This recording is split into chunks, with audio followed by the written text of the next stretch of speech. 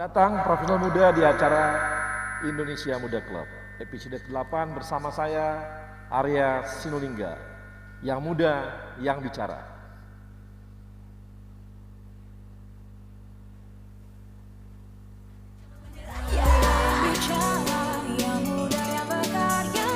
Profesional muda BUMN bisa apa? Aku siap untuk berinovasi. Aku bisa melawan arus untuk kebaikan bangsa. Aku bisa membuat perubahan. Aku bisa bekerja dengan jujur dan independen. Aku bisa memajukan bangsa dengan kreativitas. Kini saatnya profesional muda BUMN dan Indonesia mempunyai wadah untuk mengasah dan bertukar pikiran agar lebih kreatif, inovatif, dan solutif. Saksikan Indonesia Muda Club, diskusi cerdas dengan para profesional muda BUMN untuk Indonesia yang lebih baik.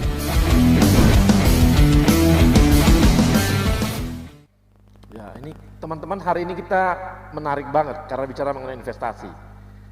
Kita tahu ya bahwa kita ini profesional, ya, profesional. Pendapatan kita dari mana sih? Dari gaji. Kemudian kalau kita karyawan, kita dari bonus gitu. Terus kapan kayanya kalau cuma dari gaji dan sama dari bonus nih gitu. Saya dulu waktu jadi profesional, sekarang di profesional masih profesional deh gitu. Dulu tuh saya ketika masih bekerja di korporasi dalam arti sebagai seorang eksekutif di korporasi, saya tuh nggak bisa mengandalkan gaji dan bonus. Mungkin karena direksi gitu ya, tim atau sebagainya gitu. Nggak bisa gitu. Kita harus cari cara gimana caranya supaya kita juga punya pendapatan lain yang bisa, akhirnya kita bisa beli rumah lebih baik, kita bisa punya kendaraan lebih baik gitu ya, dan kita punya aset yang banyak juga. Kalau mengandalkan gaji, kita paling nanti biasanya beli rumah untuk lewat KPR saja gitu ya, dan lainnya. Untuk yang lainnya kita nunggu beli mobil kreditan juga yang kita cicil dari gaji-gaji kita gitu. Tapi dulu saya ini ya sekitar tahun 2012 gitu, saya mulai investasi. Saya mulai investasi lewat saham. Saya bermain saham, sahamnya ada yang harian, dan dulu sangat rajin, jadi rajin memantau saham, menghitung saham secara teknikal gitu ya, dan hasilnya cukup mengasihkan.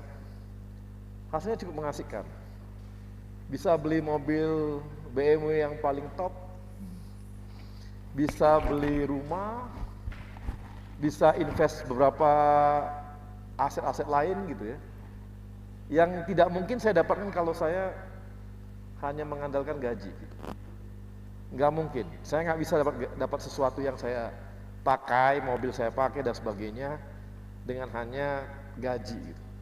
Dan semuanya adalah lewat investasi.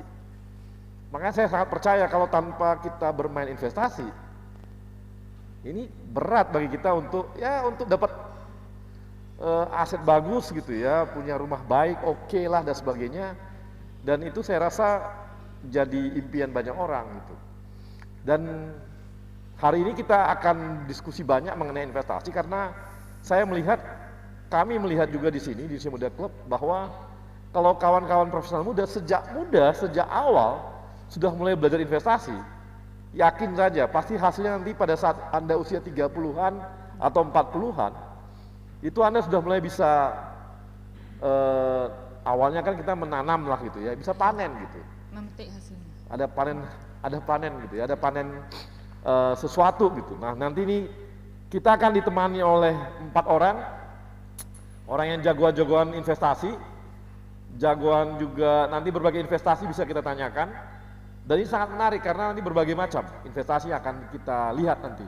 Dan ini saya ditemenin oleh ada 4 orang yang bersama-sama kita. Yang pertama adalah Aldi Adrian Hartanto. Selamat sore Aldi ya. Sore Bang. Nah, Aldi ini adalah VP of Investment MBI Ventures. Dia di Telkom. Dia pernah juga di GM of Investment di Silicon Valley. kemudian kuliah di University New South Wales ya, Sempat back sih. sempat di sana, kemudian Sampurna University. Kemudian saya temani juga oleh Florencia Jenny, ada di online mungkin ya. Nah ini ada Florencia. Florencia adalah founder dan owner di Nonaku Design Indonesia. Dia juga junior auditor di Ernst & Young dan pernah jadi juara wirausaha muda mandiri. Selamat sore Florencia. Halo, sore Pak. Oke, kemudian saya ditemani juga oleh Ayu Pratiwi. Ayu Pratiwi ini adalah VP Consumer Loan Bank Mandiri. Mana Ayu Mbak? Nah, ada Ayu sebelah saya. Ya, sore banget ya. Ya, Ayu ini nanti akan banyak cerita mengenai bagaimana investasi di properti. Kemudian yang terakhir saya ditemani juga dengan kawan kita Ricky Juliandi. Ada Ricky? Ya, Ricky adalah Head of Product Development and Marketing BNI Sekuritas, EVP Risk Management Panin Sekuritas juga pernah. Nah ini nanti Ricky akan banyak cerita mengenai investasi di surat berharga dan sebagainya, mungkin bisa cerita nanti ini. Dan kita langsung saja, yang pertama Ricky ya. Rick, ini kan kita punya 1,4 juta karyawan BUMN. 60%-nya adalah milenial.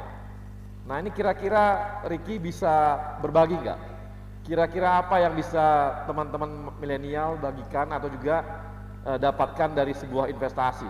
Dan juga kasih gambaran kira-kira investasi ini gimana ceritanya? Silakan Rick. Oke, jadi Bang, total investor di Indonesia itu sekarang sudah lebih dari 3,3 juta. Itu 70%-nya posisi Juni itu memang didominasi sama milenial. Jadi di bawah 40 tahun ke bawah. Nah, teman-teman milenial ini, investor muda ini memang instrumen yang mereka sukai itu ada di reksadana dan juga saham secara langsung. Nah, itu memang instrumen yang cocok sih untuk usia-usia muda. Jadi dari reksadana sendiri itu sebenarnya produk atau instrumen investasi yang sangat entry point ya. Karena kalau kita tahu reksadana itu memang dikelola oleh perusahaan aset manajemen, ada fund manajernya yang mengatur strategi investasi di sana. Jadi teman-teman investor muda itu ketika invest di reksadana bisa sambil belajar. Jadi memahami bagaimana cara si fund manager itu mengelola produknya. Kemudian untuk yang di saham sendiri itu juga peningkatannya cukup lumayan di saham. Jadi investor-investor muda itu karena pembelian di saham itu kan minimum 100.000 sudah bisa. Jadi sangat murah, bisa langsung eksekusi karena real time dan likuiditasnya juga cepat. Jadi jual hari ini, 2 hari kemudian dananya bisa ditarik. Jadi tadi berapa jumlah orang milenial Rick yang sudah masuk di investasi saham? Sekitar 70% Bang. 70% itu di saham dan saham reksadana. ya? Jadi dari 3,3 juta. Oke, rata-rata mereka berinvestasi berapa ya? Kenapa Bang? Berinvestasi berapa besar? Macam-macam Bang. Jadi mungkin secara average bisa dimulai dari 10 ya.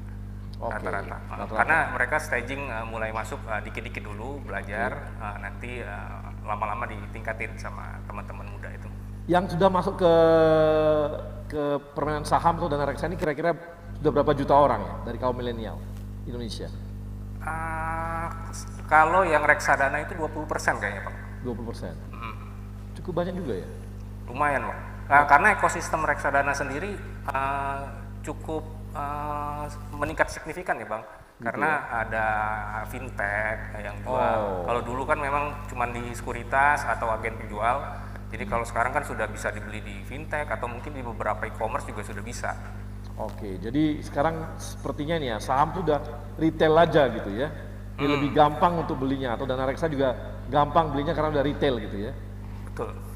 Itu mereka udah pakai online apa semuanya bank-bank sekarang udah menyediakan juga untuk dana reksa sekuritas ya, artinya dana reksa yang bisa beli online atau bisa lewat apa gitu untuk beli saham? Kalau saham itu memang real time ya Bang ya. Jadi pakai aplikasi yang udah disediakan di masing-masing sekuritas gitu. Jadi memang bisa langsung transaksi jual beli. Reksadana juga sekarang sudah begitu Bang. Jadi bisa kita monitor secara mobile. Nggak perlu pakai agen lagi atau masih pakai agen? Kenapa Bang? Masih pakai agen? Ya, pakai handphone bisa, pakai laptop bisa, aplikasinya agen, banyak. agen artinya broker. Gimana Bang? Ada yang pakai broker juga? Masih ada yang broker, cuman kalau yang broker itu biasanya lebih ke nasabah yang agak besar, punya kesibukan tinggi gitu ya Bang. Okay. Masih bisa telepon ke brokernya. Oke. Nah ini, tapi artinya ada peningkatan dong ya? Ada peningkatan dari teman-teman milenial untuk masuk di investasi saham dan investasi dana reksa gitu ya? Gimana Bang? Mungkin ini ada yang Suaranya. Apakah sekarang ini sudah banyak ada peningkatan dari milenial kita Indonesia untuk berinvestasi di saham dan di dana reksa gitu? Reksadana ya betul Bang. Peningkatannya signifikan. Signifikan sekali. Apalagi dari sejak pandemi. Ya. Itu juga mungkin karena semua di rumah, jadinya mencari kesibukan pada buka account di investasi. Jadi peningkatannya memang cukup luar biasa Bang. Oke Rick. Ini sementara saya seperti dulu untuk Ricky, nanti saya akan tanya lebih detail lagi mengenai investasi saham tuh. Apakah gampang atau bagaimana, atau permainannya bagaimana, ada hitungannya, atau kita ikuti apa, milihnya sahamnya bagaimana. Nah ini sebelumnya lebih jauh lagi saya mau ngobrol dengan Flo ini. Halo Flo. Halo Pak. Nah Flo, ini gimana dengan ini ya? Flo kan sudah jadi ini ya, seorang wirausaha muda mandiri gitu ya. Nah kemarin itu ketika Flo mau menetapkan diri untuk bikin bisnis, ini apa pertimbangannya langsung memulai bisnis? Oke, sebenarnya sih awalnya untuk memulai bisnis, waktu saat mulai itu nggak ada pertimbangan apa-apa Pak. Sebenarnya awalnya pada saat kuliah, saya dan adik saya ingin membantu orang tua untuk meringankan biaya kuliah. Nah, tapi sebelum saya lulus kuliah, usaha itu kan sudah ada Pak. Ya. Nah, sebelum saya lulus itu saya sempat direkrut oleh satu kantor akuntan publik.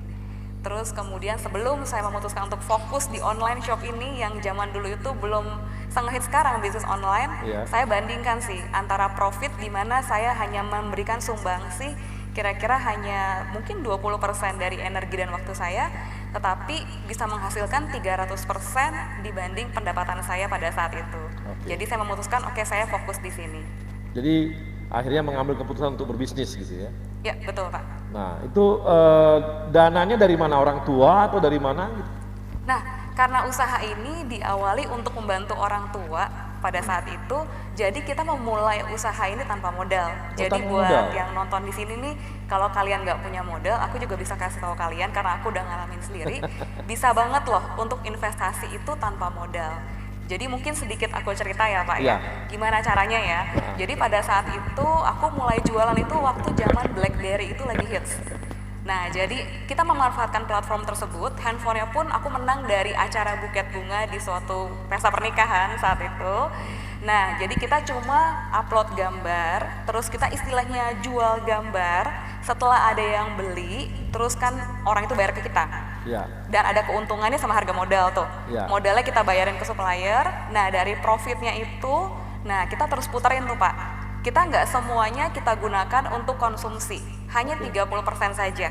70% kita komitmen untuk kita terus putarkan hingga awalnya dari hanya sebuah online shop, kini berubah jadi perusahaan. Oke. Dulu yang kamu jual apa aja, lo awal-awalnya? Yang aku jual, sebenarnya awalnya aku jualan casing BlackBerry dulu saat itu Pak. Terus kami mengalami kegagalan. Nah, tapi nggak menyerah, singkat cerita, aku banting haluan sama adikku, kita berjualan pakaian gitu Pak. Dan dari pakaian itu ternyata permintaannya sangat tinggi sekali. Kita menjual pakaian dengan brand non-aku signature, di mana menyediakan produk yang murah berkualitas bagi rakyat Indonesia. Kamu bikin brand sendiri atau produk sendiri atau dibuat juga brand? Brandnya brand sendiri? Brand sendiri Pak. Produknya bikin sendiri atau ke luar? Atau gimana? pada awalnya, pada saat kita nggak punya modal dan hanya mengumpulkan modal, kita merisel barang orang lain, Pak, menjual kembali barang orang lain. Nah, setelah kita komitmen tuh dananya 70% keuntungan kita terus putarkan, kita bisa produksi sendiri, Pak. Dan brand kita semakin besar, bahkan kita juga ada lini B2B di mana kita bisa produksikan untuk orang lain juga. Jadi sekarang bisnis kamu apa aja, Flo? Bisnis aku sekarang ada yang pakaian nih, yang non-acoustic nature sekarang, ada B2C dan B2B, kemudian kita juga udah merambah ke packaging, kita juga sudah mulai merambah ke non-aku foods, terus kita juga mulai merambah ke seperti misalkan kayak kemasan-kemasan, baju bridesmaid, dan sebagainya, Pak. Oh gitu, jadi udah berkembangnya banyak banget ya? Karena mulai di usia muda itu, Pak, jadi kita banyak waktu untuk kita bisa coba ini, coba itu, coba ini, kalau gagal belajar gitu loh, Pak. Nah, kalau untuk yang B2B kamu jualannya gimana? Apa yang kamu jual? Pakaian dinas atau apa gitu? Seragam atau gimana? Kalau untuk B2B, kita itu ada beberapa jasa yang kita berikan. Yang pertama adalah kita juga mengedukasi reseller kita untuk bisa menjual produk tanpa modal. Karena kita sudah ngerasain gimana rasanya nggak punya modal tapi kita ingin dapat profit. Kita ajarin yang pertama, itu namanya reseller dropshipper. Yang kedua, kita itu ada reliable. Nah, kita tahu banget zaman sekarang millennials banyak banget orang-orang yang punya passion di bidang fashion tapi dananya terbatas. Jadi kita mengizinkan label brand kita yang gantiin sendiri dengan gratis untuk brand orang lain.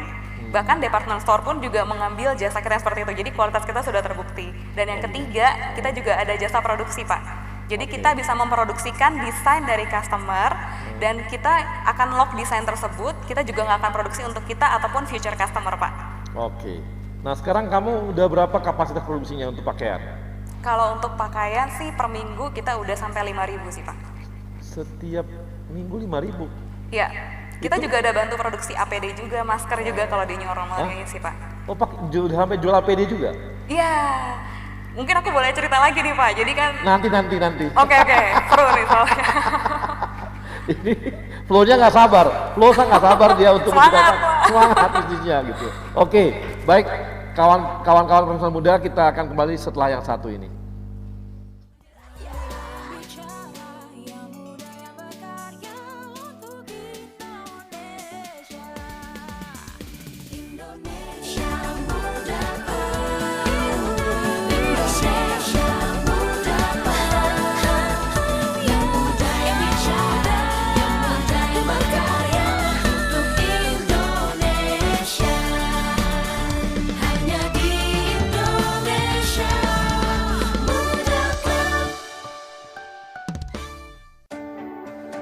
Sebuah semangat baru dalam menghadapi tantangan di masa depan.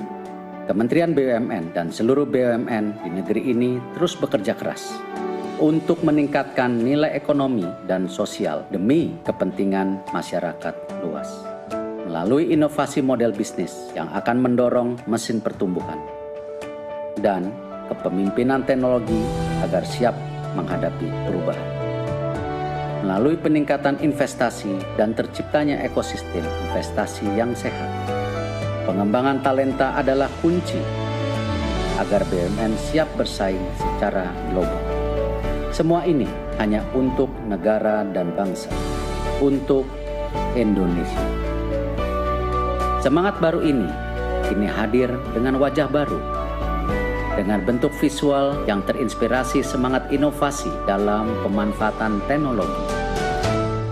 Dalam komposisi yang menggambarkan semangat kolaborasi, membentuk inisial institusi kebanggaan kami, bersanding dengan lambang negara Indonesia tercinta, Garuda Pancasila.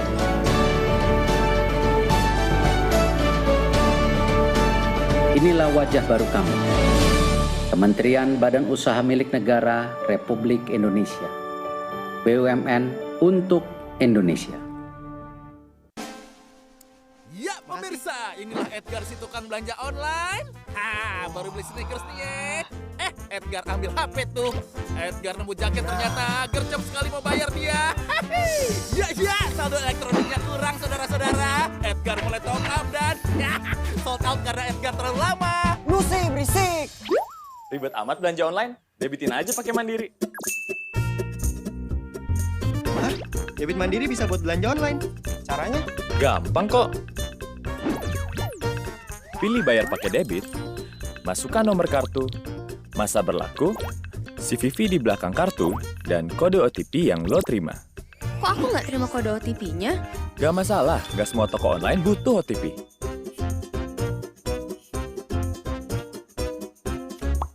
Lancar nih. Kan didebitin pakai Mandiri. Saatnya debitin belanja online. Saatnya Mandiri.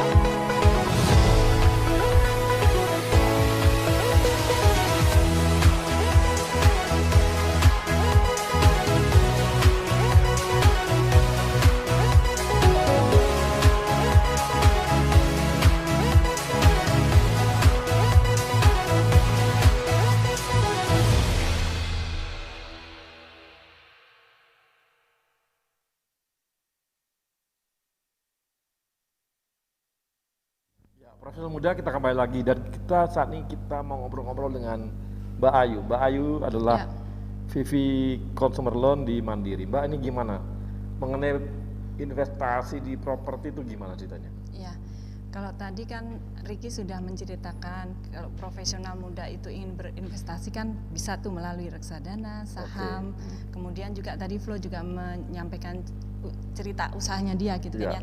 Jadi kalau profesional muda ingin berinvestasi sebenarnya ada lagi alternatif instrumen yang bisa dipilih oleh profesional muda. Salah satunya dengan berinvestasi melalui properti. Ya, properti itu tentunya selain untuk memenuhi kebutuhan kita ya, karena kan memang kita harus punya tempat tinggal, sebenarnya juga ada nilai investasinya.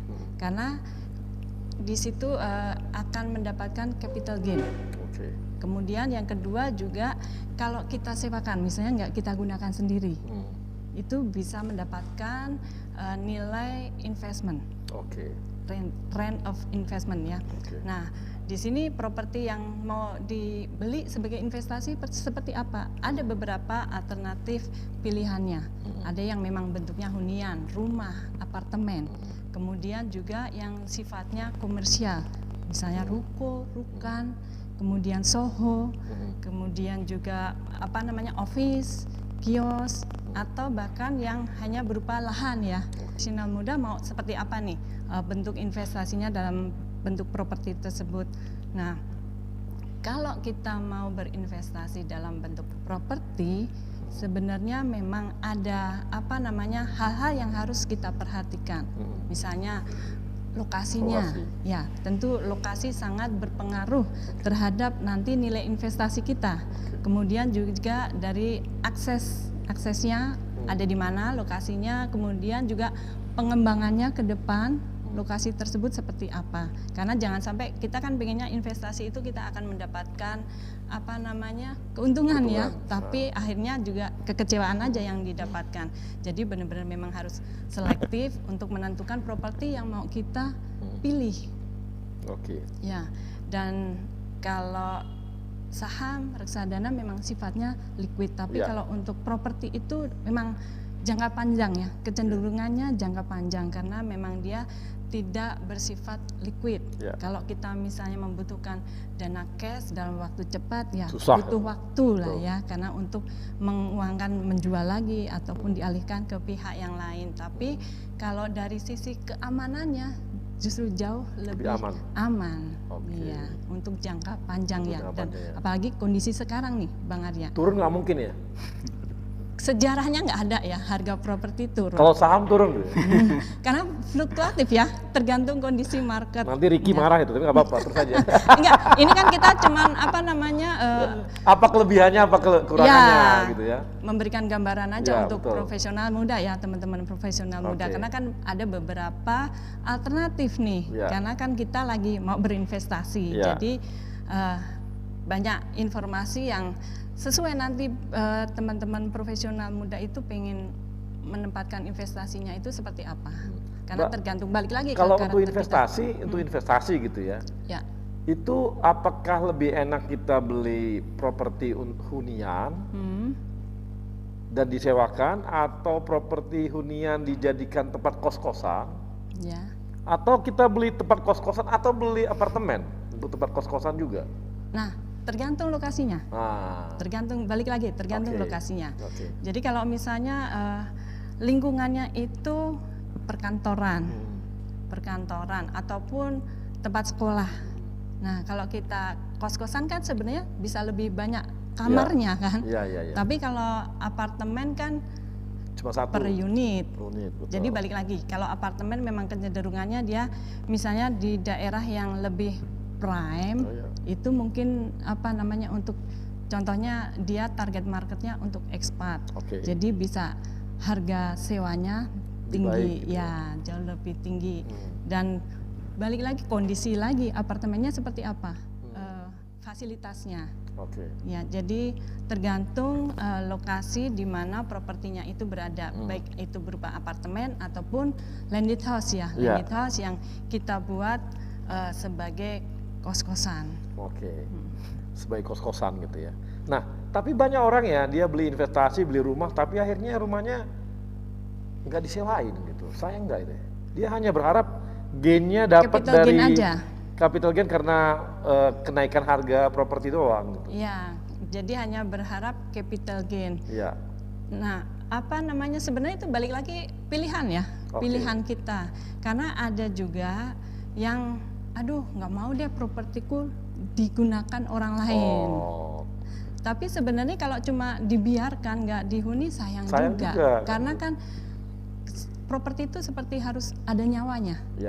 Kalau nggak ada yang menghuni, nanti ada yang huni. Bisa ada kerusakan segala macam, nggak ada yang merawat. Betul. Gitu. Nah tapi Mbak, nanti saya mau ngulik nanti itu market saat ini bagaimana. Nah saya sekarang langsung ke Aldi.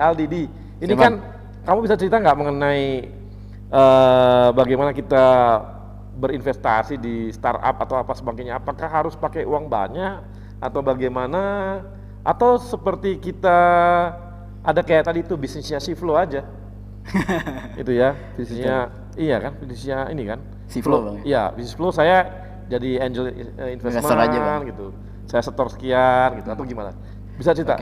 Mungkin saya kasih konteks dikit Bang, kan saya mungkin banyak yang mikir kita Telkom, MJ kok investasi gitu ya. Kita memang waktu itu tahun 2015 Telkom progresif nih untuk mau inovasi, akhirnya dibikin pertama kali di Indonesia untuk corporate namanya MDA Ventures, Corporate Venture Capital 2015. Nah di mana kita lihat sih emang investasi itu bahasanya orang bilang art atau science lah. Saya pikir sih lebih kayak craft Bang. Jadi emang kita harus ambil belajar nih, ambil learning by doing gitu. Jadi dulu kita 2015 belajar tuh invest ke banyak negara. Kita total ada 12 negara yang kita cover invest. Terus so far kita beruntung, akhirnya banyak perusahaan yang kita berhasil exit.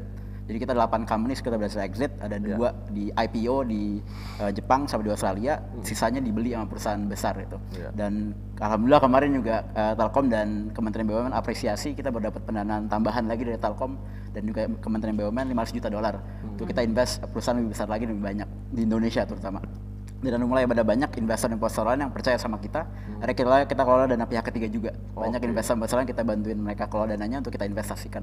Total kita sekarang megang dana itu $790 juta, dan kemarin kita baru dapat apresiasi dari Global Corporate Venturing bareng sama SoftBank, bareng sama Google Ventures, jadi top 100 investor di dunia untuk MDA Ventures dan saya sendiri waktu itu.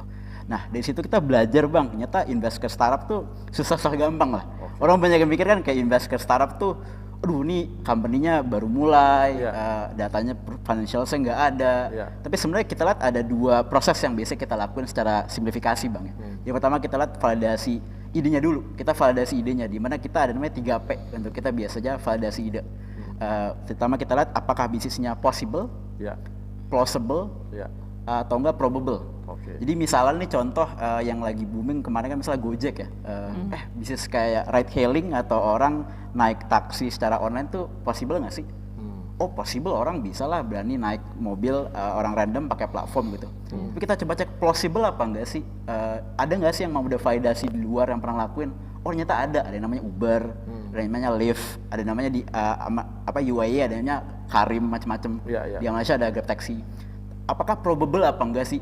Akhirnya mereka coba buktiin apakah mereka ngelakuin di small scale, bisa scale apa enggak sih? Oh ternyata Gojek baru launching langsung berapa puluh ribu user ya kan, orang pada pakai, semuanya butuh, ternyata problemnya clear. Oh berarti ID-nya emang make sense seperti Bersu. Tapi kita juga perlu verify apakah ini perusahaan yang tepat untuk kita investasikan. Nah itu biasanya kita ada namanya 3+1P Bang, rumusnya. Kita lihat people-nya, kita lihat produknya, sama kita lihat potensial marketnya, sama kita lihat performance-nya.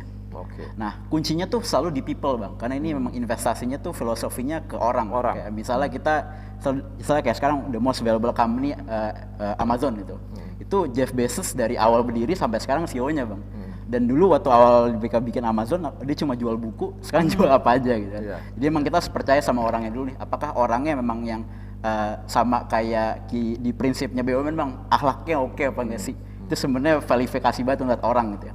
Terus produknya itu kita lihat problem sama solutionnya fit nggak sih? Emang dia beneran solving the right problem apa enggak with the right solution gitu. Nah besok kita validasi lagi dari marketnya. Ini kan bikin bisnis bukan charity Bang ya. Beneran ada marketnya nggak sih? Ada orang yang mau bayar apa enggak sih? Potensialnya segede apa sih? Kalau misalnya emang mereka bisa scale bisnis sampai gede. Habis itu terakhir kita validasi dari performance. Emang numbersnya oke apa enggak? Gitu Bang bisa. Kalau gitu harus investasinya besar-besar dong. Gak selalu Bang, jadi sekarang mulai ada banyak platform. Jadi kayak kita di MDA sendiri, kita kan dapat dana besar tuh dari Telkom. Kita lihat kita juga harus mendukung ekosistem yang lebih early. Jadi makanya kita mulai bikin pendanaan-pendanaan untuk bisa invest yang company lebih kecil-kecil lagi. Sampai akhirnya kita lagi mau bikin inisiatif untuk angel investor. Jadi kita mau bikin angel investor network untuk memberikan edukasi dan pendampingan untuk gimana biar orang-orang Indonesia, terutama mungkin awalnya mungkin lebih ke high net worth dulu, tapi gradually yang untuk orang umum kita bisa kasih pendanaan ke startup juga lewat skema crowdfunding. Jadi di mana dari sisi OJK license-nya juga sudah ada crowdfunding. Itu kita lagi coba ekspor apakah kita bisa memfasilitasi network tersebut untuk bisa langsung pendanaan, termasuk dengan profesional BUMN juga untuk bisa kasih pendanaan ke startup langsung lewat platform tersebut. Tapi kalau yang namanya early banget itu menilainya berat banget ya, karena seperti saya kasih contoh di Cina aja. Cina itu kan dia ada ini ya, startup dulu yang namanya orang pakai sepeda itu loh. Oh, Mobike gitu Bang. Kan sekarang dulu itu dikira orang pasti bakal naik nih, ternyata mati gitu. Betul Bang, jadi hukum investasi dan keuangan high risk high return Bang, itu selalu kayak gitu. Tapi risk itu banyak orang yang bilang hilang kita harus hindari. Tapi kalau menurut kita tuh risk harus kita embrace dan kita manage. Gimana nih nge-manage risknya tadi? Makanya tadi kita ada beberapa proses Bang. Banyak tuh problemnya orang tuh biasanya kalau dulu emang zaman saya baru mulai industri ini sekitar 8 tahun yang lalu, orang strategi namanya spray and pray Bang. Jadi mereka invest yang banyak nih, 100 misalnya, ya mungkin satu ada yang jadi Tokopedia deh mungkin, dimana itu bakal nutupin resikonya. Tapi kita percaya harus yang prudent, makanya prosesnya kayak tadi Bang. Kamu percaya nggak? Saya pernah bikin gaya seperti startup untuk sepak bola. Namanya apa Bang dulu Bang? Market sepak bola Indo gede loh Bang. Iya gede. Jadi gede saya dulu kan gini, orang dulu kan bikin sepak bola itu mikirnya tradisional gitu ya, mikirnya ini wah berat dan sebagainya gitu ya. Saya kan bikin klub bola itu sekitar 2 minggu. Wah cepet banget Bang. 2 minggu. Saya bikin klub bola 2 minggu. Saya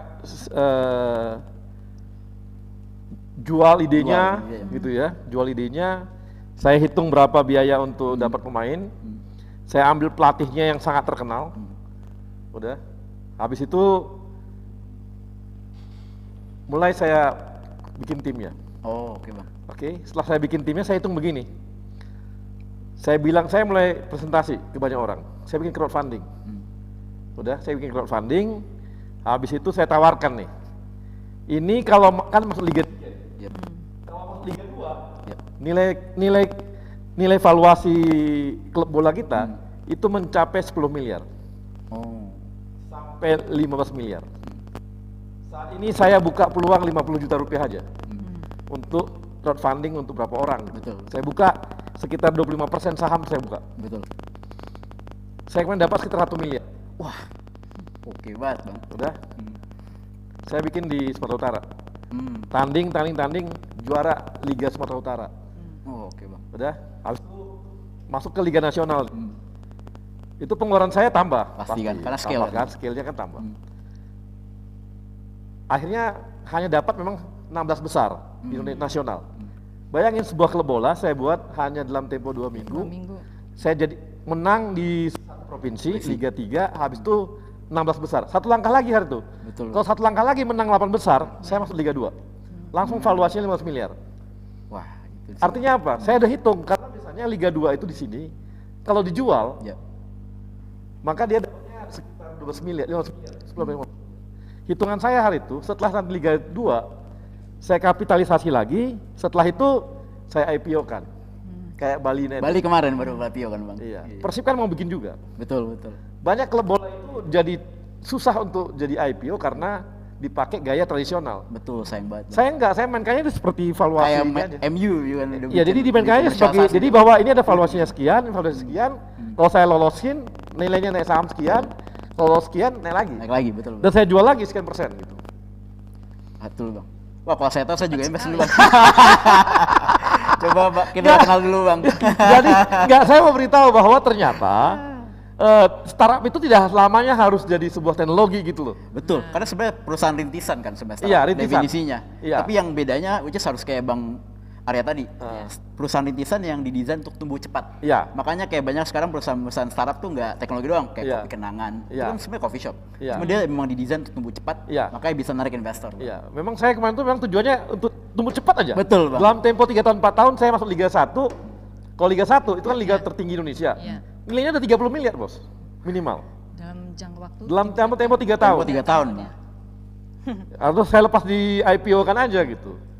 Jadi saya baru habis kan baru nanti bikin merchandise-nya apa semua itu kan produk habis itu. Tapi dulu saya bikin tipenya seperti itu. Nah, sekarang ada lagi yang baru bikin klub bola seperti itu. Betul Bang. Sekarang lagi booming namanya e-sport team Bang. E-sport team. Baru kemarin ada itu dia, itu juga iya. Aku juga pengen itu. Sama persis Bang sebenarnya. Aku juga pengen gitu. Nah, kalau Abang bikin saya invest Bang. Baik, profesional muda, kita kembali lagi setelah yang satu ini.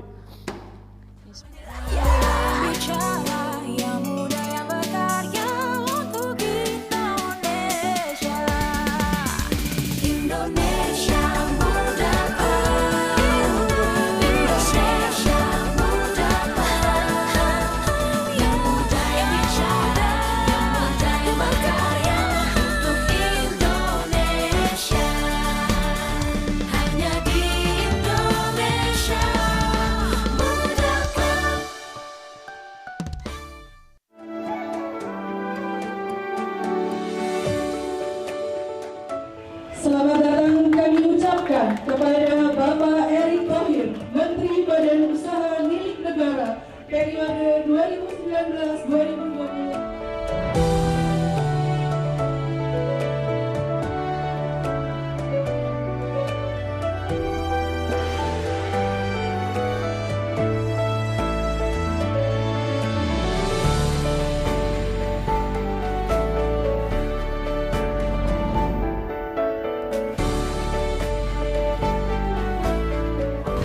BUMN dari awal sebelum COVID ya kita melakukan 5 strategi ini.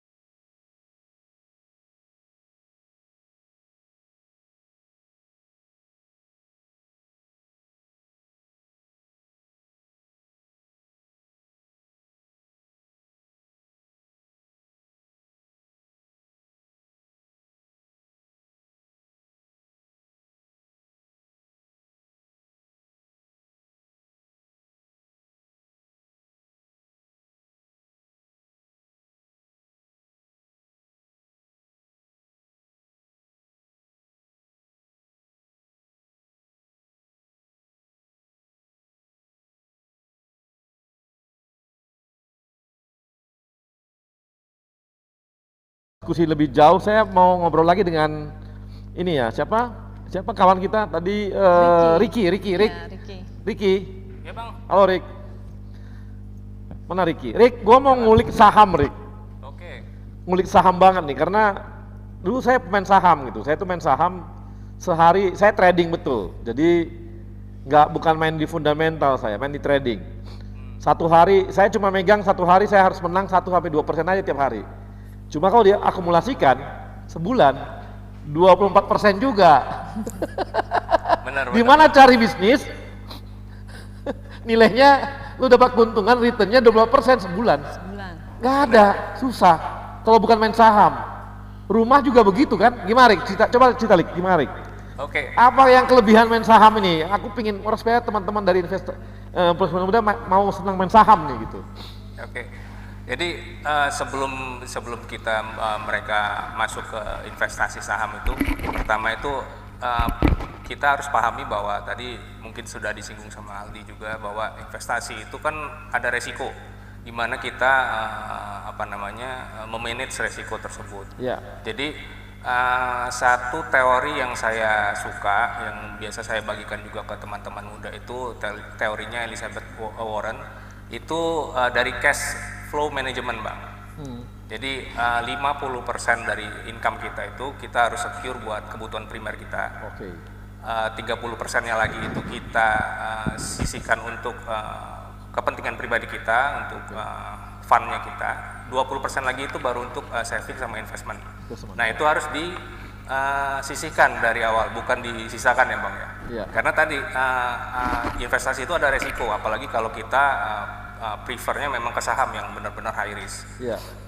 Itu dalam hitungan menit aja, misalnya kalau kita nggak siap, itu harganya bisa turun. Iya. Nah, kembali tadi pemilihan sahamnya sendiri. Saham itu ada 700-an yang ada di Bursa Efek sekarang. Itu mulai dari fundamental itu harus kita pilih baik-baik. Saham yang benar-benar perform secara laporan keuangan, secara operasionalnya, itu bisa kita kulik di laporan keuangannya. Kemudian setelah itu kita bisa masuk ke yang namanya tadi yang Abang suka, itu analisis teknikal. Kita baca pergerakan harga sahamnya. Kapan kita harus masuk nih? Jangan sampai pas lagi tinggi-tingginya kita malah masuk. Itu yang harus dipahami. Nah, edukasi ini memang sekarang sedang kami giatkan juga dari Sekuritas dan juga Bursa Efek Indonesia. Itu dari tahun 2015 ya. 2015 itu kita sudah bareng-bareng kita campaign yang namanya Yuk Nabung Saham. Nah, di situ kita mengajak teman-teman muda itu mengenal saham. Kemudian dari situ kita ajarkan juga cara milih sahamnya. Nah, gitu. Jadi ini ya, high risk, high value lah ya. Betul. Ya. Saya dulu Rik mainnya nggak banyak Rik, 1%, 2% sehari. Cuma saya main 1M, 2M. Gede Bang. Tapi saya jadi dapatnya 20 juta sampai 40 juta sehari. Saya bisa dapat rata-rata dulu saya dapatnya 300 juta sebulan. Mantap. Dulu ya, waktu lagi ganas-ganasnya. Masih muda sih. Darahnya masih panas. Sekarang udah mulai agak menurun. Maksud saya adalah sebenarnya ini buat teman-teman milenial bahwa ketika Anda mau main saham gitu ya, ini peluang dapatkan dana besar itu sangat besar. Saya punya grup saham. Saya punya grup-grup teman-teman saham, kami biasanya sharing. Jadi biasanya bisa cerita Rik mungkin bahwa bikin grup saham, ngobrol-ngobrol saham, siapa yang ini mana saham yang mau diambil, mana yang mau saham ini yang risknya lagi tinggi, mana yang mungkin naik. Mungkin itu jadi sebuah peluang bagi kawan-kawan dari profesional muda untuk mulai mengenal saham pelan-pelan. Tapi Rik, aku rasa kamu udah bisa bikin ini kelas-kelas khusus untuk saham nih untuk teman-teman milenial. Iya. Jadi edukasi saham itu kalau dari kita itu rutin Bang. Rutin ya? Jadi 1 minggu itu ada 3 kali. Di mana Rik bisa ditonton? Di BNI Sekuritas itu. Ada linknya nggak? Kenapa? Pakai webinar atau gimana? Webinar, betul, webinar. Begitu mereka sudah buka buka akun saham, itu langsung kita invite. Oke, langsung di-invite ya. Seminggu ada 3 buat kali. kawan-kawan ini silakan masuk ke BNI Sekuritas loh. Jadi saya promosi BNI Sekuritas nih. Gak apa-apa lah. Harusnya itu ada Mandiri, harusnya Mandiri Sekuritas juga ada. Silakan aja. Jadi silakan nanti Anda akan dikasih webinar Dan ini sangat bagus untuk kita mengetahui bagaimana mengenai permainan saham, bukan permainan saham sih, berinvestasi saham. Permainan dikira main apa? Main investasi gitu. Oke. Nah, ini Flo, saya pengen ke Flo ini. Flo. Iya, Pak. Flo, kamu dari satu bisnis ke bisnis lainnya, produk lainnya berapa lama biasanya kamu bisa lakukan itu? Artinya dari pakaian kamu ubah ke sini, tambah lagi ini, tambah ini berapa lama biasanya? Itu hitungannya tahunan sih Pak sebenarnya. Tahunan. Karena kita kamu dari udah, awal mulai emang kan kamu nggak usianya ada berapa, Flo? Kenapa Pak? Kamu kan masih muda banget nih, udah tahunan kamu bilang. Sorry yang kedengaran Pak. Kamu kan masih muda. Usia kamu berapa? Usia? Iya. 30 Pak. Loh, kamu mulai bisnis sejak umur berapa? Aku mulai bisnis dari umur 21. Wow, udah 9 Iya, Pak. tahun. Sekarang produk kamu apa aja? Berapa banyak? Kenapa Pak? Produk kamu berapa banyak? Produknya Pak? Iya. Nah, karena kita fast fashion sih kita udah ratusan sih Pak. Karena kita kan terus produksi, ngejar untuk koleksi baru gitu loh Pak. Jadi update tren nih. Oke, update tren. Tapi beda bidang berapa lama kamu pindah? Beda bidang, tambah lagi, beda bidang lagi, tambah lagi, berapa lama biasanya? Biasanya sih kita di dalam setiap minggu pasti kita ada new arrival Pak. Oke. Enggak, untuk beda produk misalnya ada yang tekstil, ada pakaian. Tapi tadi ada lagi yang lain kan selain pakaian? Ada. Nah, itu untuk nambah produk baru itu kamu bidang lain tuh berapa lama biasanya? Oh, kalau untuk pindah kayak gitu sih kita ada analisa pasar dulu gitu loh Pak. Karena kan udah pernah ada pengalaman jatuh bangunnya dari awal mulai gitu kan Pak ya. Jadi sekarang kita nggak mau gegabah sih. Jadi kita mungkin untuk ngeriset dulu minimal 1 bulan sih Pak. Kalau untuk produk yang baru ya. Jadi tetap akan melakukan riset dulu sebelum masuk ke pasar ke satu produk baru ataupun jenis baru ya di bisnis gitu ya? Iya betul Pak. Oke, jadi kamu lihat marketnya sejauh mana. Nah ini dengan pandemi gini bagaimana? Pandemi seperti ini Pak? Iya. Nah jadi sih kita kan puji Tuhan nih dari online, sekarang kita ada punya 3 offline store Pak, ada cabang juga ya. Dari awalnya hanya online shop, jadi makanya ini investasinya jangan diremehkan kalau misalkan hanya di online shop aja misalkan ya. Nah waktu lagi awal pandemi ini pastinya kita kena dampak Pak. Bahkan pernah 1 hari di salah satu branch kita itu penjualannya benar-benar nol. Pokoknya singkat cerita akhirnya kita coba relevan dengan kebutuhan zaman, itu kuncinya sih. Karena kan kita juga nggak pengen banget mecat karyawan dan puji Tuhan non aku nggak ada pecat satupun karyawan, THR kita juga on time ke semua karyawan. Nah caranya gimana? Kita relevan dengan zaman, kita mengeluarkan produk yang dibutuhkan oleh zaman. Karena kekuatan kita di pakaian, jadi kita memproduksi masker Pak. Kita maskernya kita kondisikan ada juga yang masker fashion, bahkan sebelum pemerintah melakukan gerakan pakai masker, kita sudah mensosialisasikan dulu gerakan pakai masker. Terus kita juga produksi APD.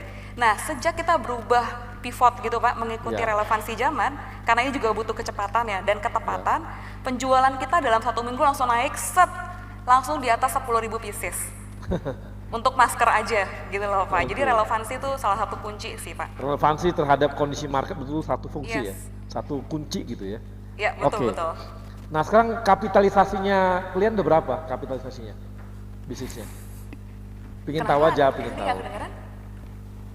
Nilai kapitalisasinya udah berapa, Flo? Nilai kapitalisasi sih kita sekarang udah di atas 4,5 miliar sih Pak.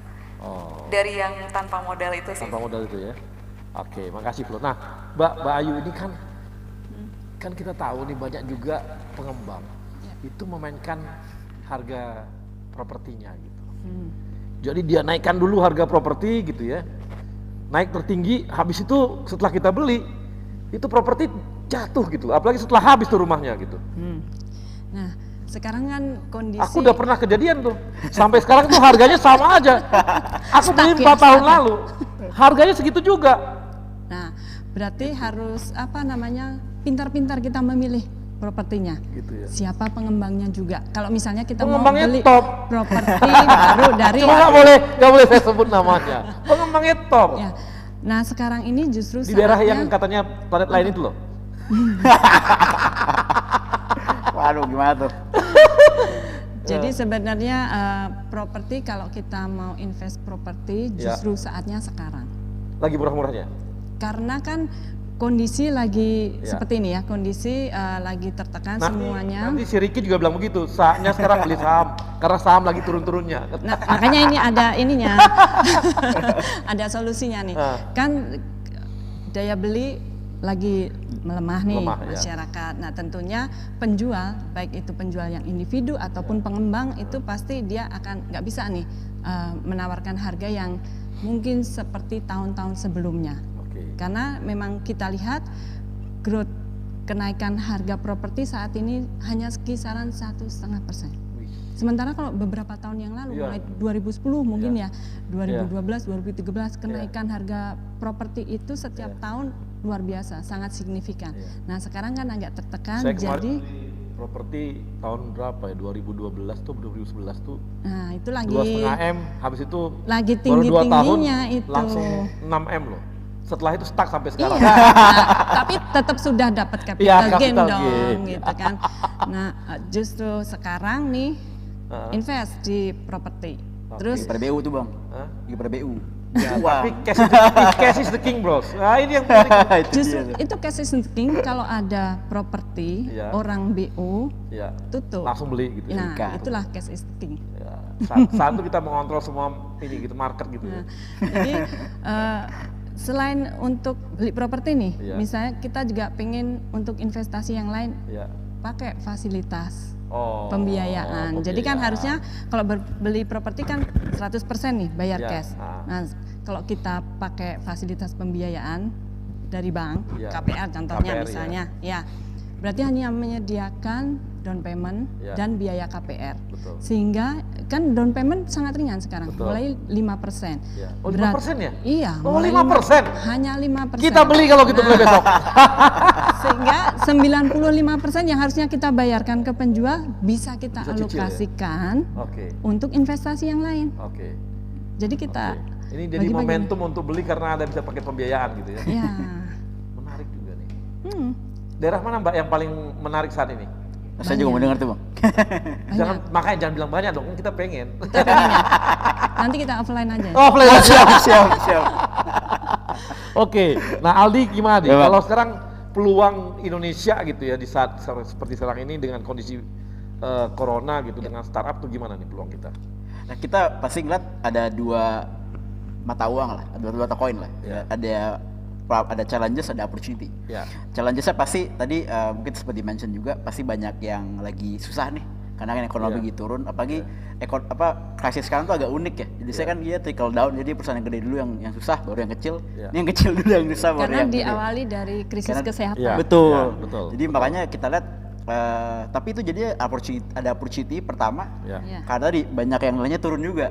Kalau kamu bisnisnya bagus sih, misalnya kayak sektor-sektor yang struktural tuh ke impact kayak misalnya keuangan fintech atau misalnya contoh kayak yang lain-lain yang terkait FMCG consumer misalnya. Itu kan sebenarnya kan bisnisnya kan basic orang butuh kan. Cuma saat ini gimana turun karena emang lagi ekonomi jelek.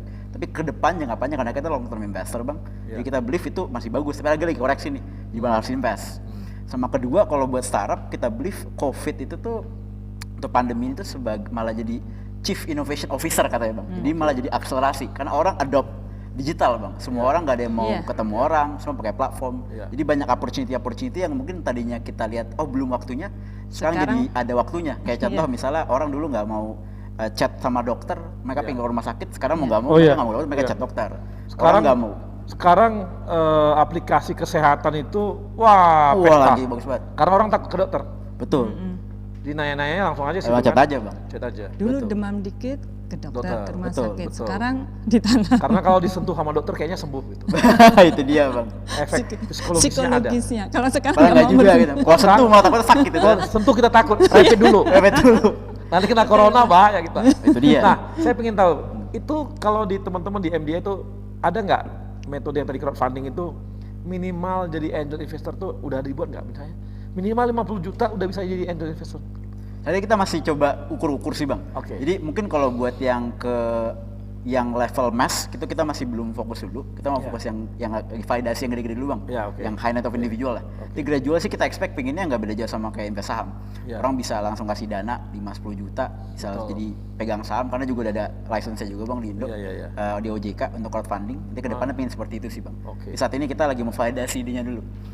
Iya. Jadi saya cukup tertarik itu ya mengenai angel investment tapi dengan cara dana yang sangat kecil tadi. Minim, betul. Itu kan memberi ruang besar kepada pada orang ya. Betul. Kita tahu dulu kan di saham aja satu lot tuh minimal berapa? Betul, kan Bang. sudah turun bisa Bisa gitu lebih ya. sedikit lagi, Bang. Lebih sedikit. Baru perbedaan antara satu dulu kan saham tuh naiknya berapa ya? 50 atau berapa? Sekarang kan udah turun gitu. Ya. Jadi membuat ruangnya untuk bermain makin Iya. banyak Betul, gitu. Bang. Jadi kerugian juga makin kecil kemungkinannya. Jadi orang makin gampang untuk invest gitu kan. Nah, mungkin angel investment juga bisa seperti itu untuk crowdfunding tadi kan. Kedepannya kita harap Kedepannya seperti itu ya, Bang. karena cukup banyak sebenarnya. Sebenarnya banyak opportunity. Banyak banget opportunity di sana dan belum ada yang garap gitu. Belum ada yang ya. garap kan gitu. Apalagi dikasih ruang-ruang bahwa keuntungannya sekian persen, tapi asal jangan nipu aja. Betul dia. Itu yang kita lagi verifikasi dulu, Bang. Jangan Karena sampai itu. kan tahu kan ada yang kemarin si bodong itu juga kita nggak mau tuh, Bang. Bukan yang sampai kemarin rame itu loh. Sang diadu-adukan itu kan juga bikin menakutkan bagi Oh, itu investor. dia, betul, Bang. Tahu kan? Iya, iya, tahu. Tahu kan? Kita di mana? Cuma saya nggak boleh ngomong. Saya juga boleh ngomong, Bang. Baik, ini juga kita terima kasih kepada kawan-kawan Nobar, teman-teman ITDC, PPD dan Rekayasa Industri. Ini teman-teman di Rekayasa Industri ini anak-anak ITB ini banyak ini, pintar-pintar tapi kaku.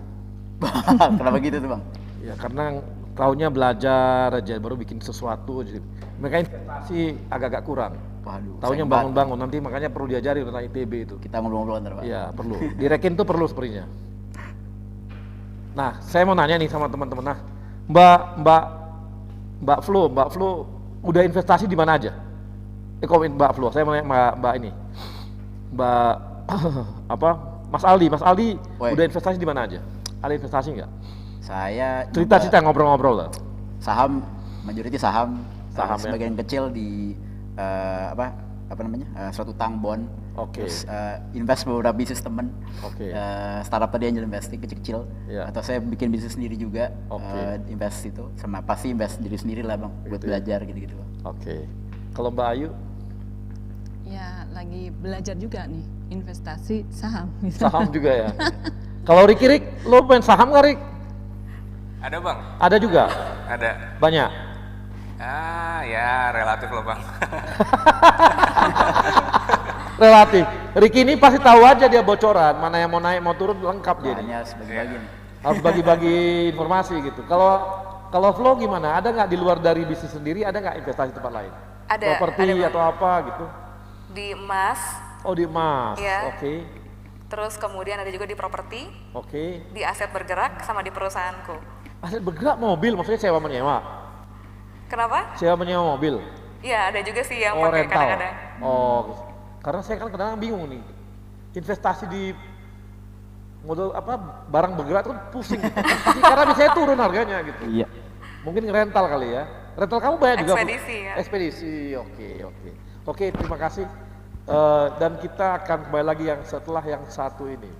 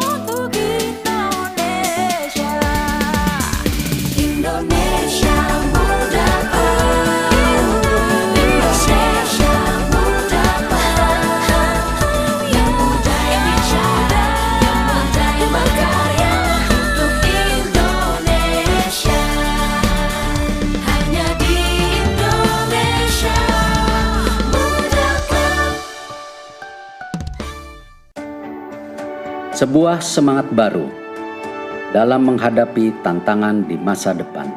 Kementerian BUMN dan seluruh BUMN di negeri ini terus bekerja keras untuk meningkatkan nilai ekonomi dan sosial demi kepentingan masyarakat luas. melalui inovasi model bisnis yang akan mendorong mesin pertumbuhan dan kepemimpinan teknologi agar siap menghadapi perubahan. Melalui peningkatan investasi dan terciptanya ekosistem investasi yang sehat, pengembangan talenta adalah kunci agar BUMN siap bersaing secara global. Semua ini hanya untuk negara dan bangsa, untuk Indonesia. Semangat baru ini kini hadir dengan wajah baru, dengan bentuk visual yang terinspirasi semangat inovasi dalam pemanfaatan teknologi. Dalam komposisi yang menggambarkan semangat kolaborasi, membentuk inisial institusi kebanggaan kami, bersanding dengan lambang negara Indonesia tercinta, Garuda Pancasila.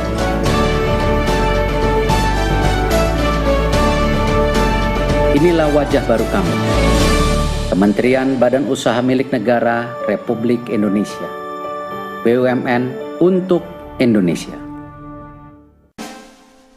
Ya pemirsa, inilah Edgar si tukang belanja online. Baru beli sneakers nih ya. Edgar ambil HP tuh. Edgar nemu jaket ternyata gercep sekali mau bayar dia. Ya, saldo elektroniknya kurang saudara-saudara. Edgar mulai top up dan sold out karena Edgar terlalu lama. Musik berisik. Ribet amat belanja online? Debitin aja pakai Mandiri. Hah? Debit Mandiri bisa buat belanja online? Caranya? Gampang kok. Pilih bayar pakai debit, masukkan nomor kartu, masa berlaku, CVV di belakang kartu, dan kode OTP yang lo terima. Kok aku nggak terima kode OTP-nya? Gak masalah, gak semua toko online butuh OTP.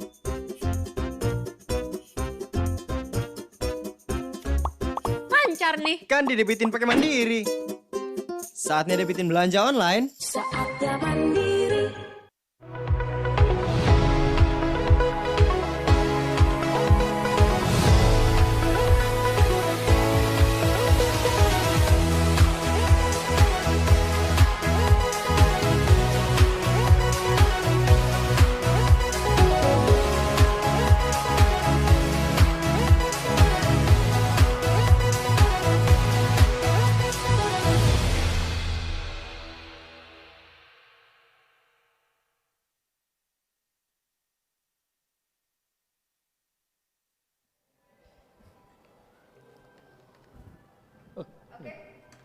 Sorry, Profesor muda copot ininya. Jadi udah nggak apa-apa, biar aja. Baik, kita kembali lagi dan kali ini saya ada beberapa kawan-kawan yang bertanya ya. Ini dari Dani Ananda. Dani Ananda, pengen jadi investor sukses seperti Sandiaga Uno. Cara melindungi investment kita ke bisnis kita gimana?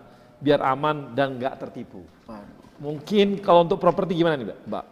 Mbak Ayu gimana Mbak? Ya. Sebenarnya investasi itu kan salah satu upaya kita ya, untuk melindungi nilai uang kita. Ya. Nah, melindungi ya itu. Ya. Investasi adalah melindungi nilai uang kita. Ya. Karena kan harapannya kita semakin ke depan dengan bertambahnya tahun itu kan kepemilikan kita tuh semakin bertambah. Ya. Ya. Nah, itu bisa kita tempatkan dalam berbagai investasi tadi, mau yang sifatnya financial asset ataupun non-financial asset. Kalau financial asset kan tadi berupa entah itu obligasi, reksadana, saham, deposito, instrumen keuangan. Kalau yang non-financial asset kan kita bisa logam mulia, barang-barang antik, kemudian juga properti, tanah. Balik lagi, teman-teman profesional muda lebih firmnya di mana? Atau mau investasi untuk usaha-usaha. Semua itu ya harapannya bisa memberikan manfaat, karena namanya investasi kita tentu ingin mendapatkan manfaat yang lebih dari apa yang kita investasikan tersebut. Nah, ini kawan-kawan jadi penting ya. Karena kalau uang Anda itu Anda tidak investasikan, maka sebenarnya nilainya bakal turun. Ya. Karena kena inflasi. Nah, kalau kita kena inflasi artinya 1 miliar sekarang 2 tahun lagi dipegang terus, itu nilainya akan turun. Iya. Kalau ditabung doang di dalam tabungan, karena bunganya di sekarang rendah. tabungan lebih kecil daripada inflasi, maka dia juga akan ikut turun juga. Ya. Maka yang paling aman ya memang investasi untuk melindungi. Nah, tapi untuk melindungi supaya aman, nah saya mau tanya nih sama Ricky. Ricky, gimana supaya mengamankan investasi di saham? Mengamankan? Iya. Oke, jadi investor itu ada profil risikonya, Bang. Ya. Jadi sesuai dengan karakteristik tipe-tipe investornya. Jadi Ya. sebelum mereka invest biasanya ada kuesioner Ya. yang menentukan mereka itu levelnya di mana? Apakah konservatif, Ya. apakah moderat, atau dia termasuk yang agresif. Nah, kemudian terkait yang yang konservatif tadi, mereka bisa masuk ke instrumen-instrumen seperti reksadana pasar uang yang less volatile. Ya. Kemudian kalau yang moderat bisa ke pendapatan tetap, atau kalau yang agresif tadi bisa ke saham. Ya. Nah, banyak juga yang instrumen di luar pasar modal yang aneh-aneh itu, Bang ya. Ya. Yang menjanjikan return tinggi dan segala macamnya, ujung-ujungnya angus gitu kan. Nah, itu sebenarnya bisa kita cek di Satgas OJK. Ya. Jadi ke 1500655 itu bisa kita konfirmasi terlebih dulu apakah produknya ini terdaftar. Ya.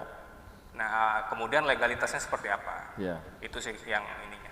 Oke, ini jadi menarik karena memang kalau mau aman ya ambil surat utang negara. Pasti di atas lebih tinggi daripada inflasi kan? Pasti. Itu juga cari aman tuh. Deposito juga aman. Sun juga aman. Properti aman banget.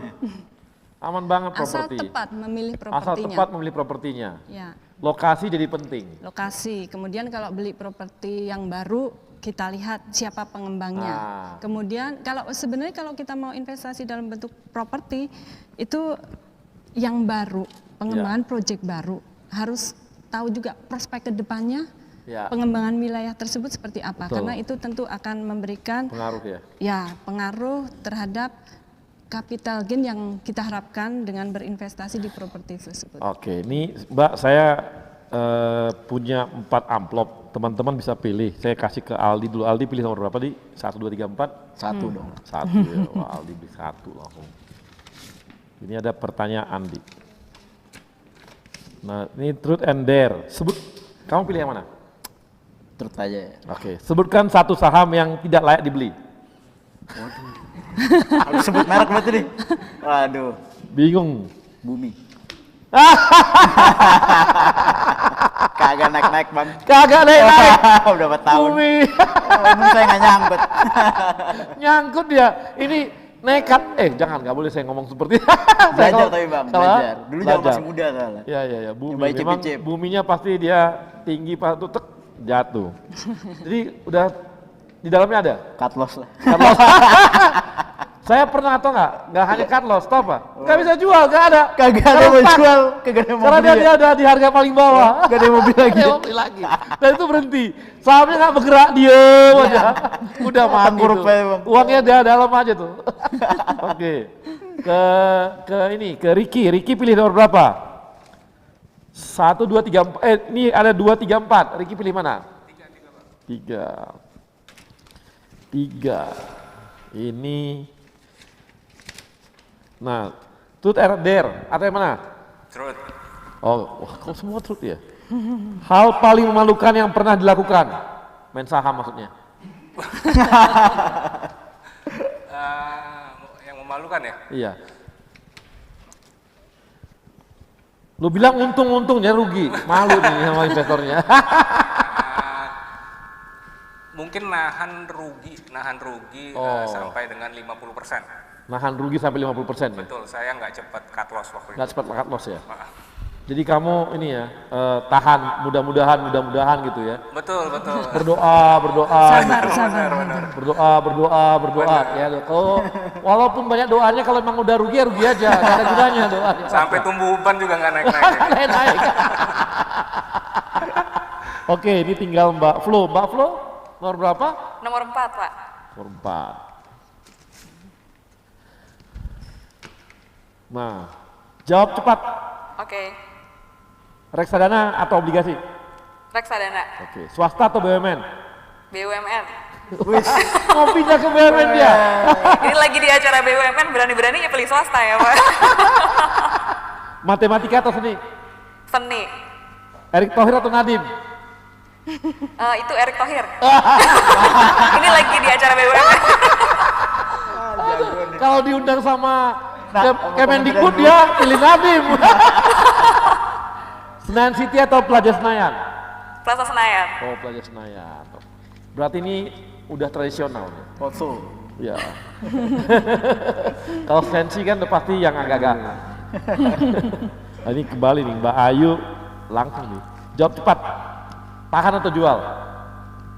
Tahan. Wah, Sabar saya. Sabar. Sabar. Sabar. Lama atau sebentar? Waduh. Cepat. Lama atau sebentar? Lama atau sebentar? Iya. Dalam konteksnya apa? Wah, kemana-mana nih Bang Arya, Bang udah langsung menjurus ya. Lama karena tipe yang loyal ya? Ya kan kamu kan tadi tahan kan? Orang tahan pasti lama. Betul. Betul kan? Loh iya bener, orang tahan pasti lama. Orang lama pasti tahan kan? Atta Halilintar atau KKI? Apa? Atta Halilintar atau KKI? Atau siapa? Atta Halilintar atau KKI? KKI. Atta. Oh Atta. Emas atau falas? Emas atau falas? Emas. Emas. Himbara atau BCA? Wah, hati bisa keluar SK nih. Aduh. Bahaya banget. Aduh. Ayo Mbak dijawab. Harus ditungguin. Lama nih kalau jawabnya lama. Oh harus dijawab. Ya iya dong. Ya kan kita ya Himbara lah pasti nggak mungkin ya lah.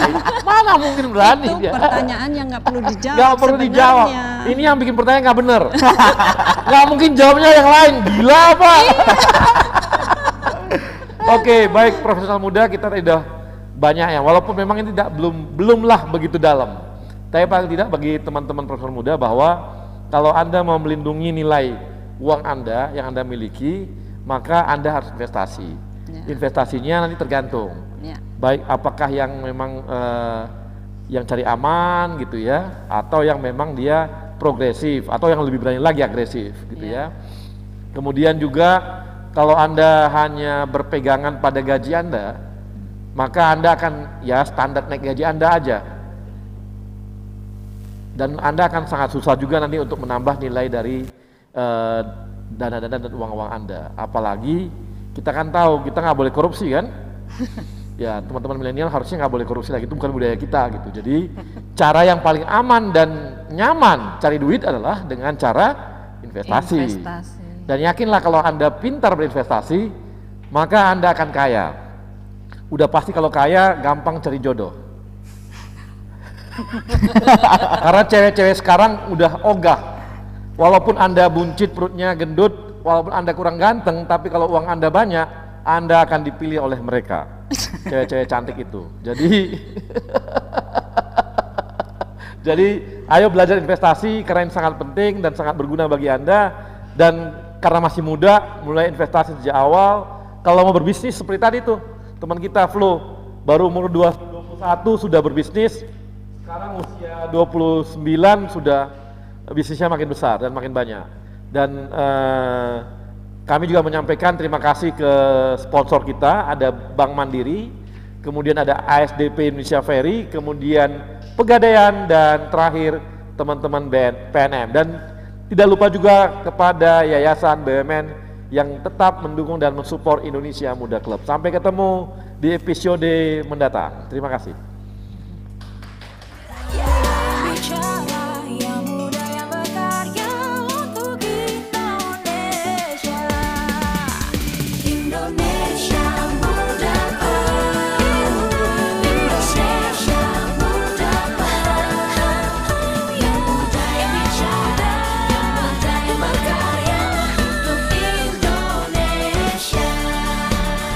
Hanya di Indonesia.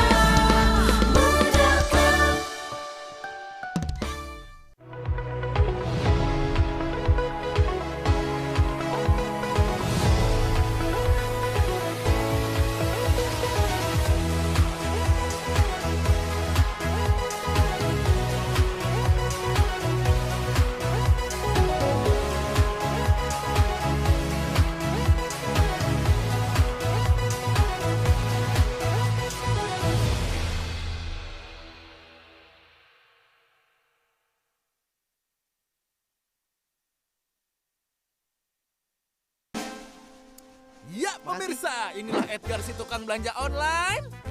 Baru beli sneakers nih ya. Edgar ambil HP tuh. Edgar nemu jaket ternyata gercep sekali mau bayar dia. Ya, saldo elektroniknya kurang saudara-saudara. Edgar mulai top up dan sold out karena Edgar terlalu lama. Musik berisik. Ribet amat belanja online? Debitin aja pakai Mandiri. Hah? Debit Mandiri bisa buat belanja online? Caranya? Gampang kok.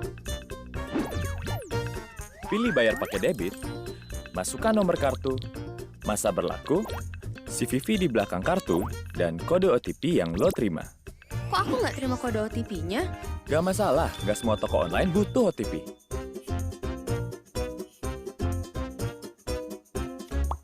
Lancar nih. Kan didebitin pakai Mandiri.